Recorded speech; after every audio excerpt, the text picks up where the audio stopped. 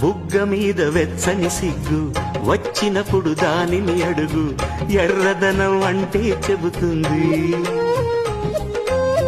పెదవి కొమ్మ పూసిన పువ్వు అందమైన నీ చిరునవ్వు, తెల్ల రంగు అట్టా ఉంటుంది. నీలో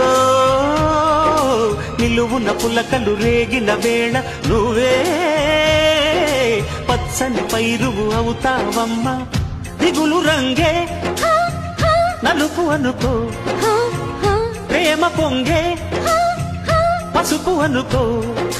భావాలను గమనిస్తుంటే ప్రతి రంగును చూస్తున్నట్టే, చూపులు ఎవరివైనా చూపించే లోకం ఒకటి.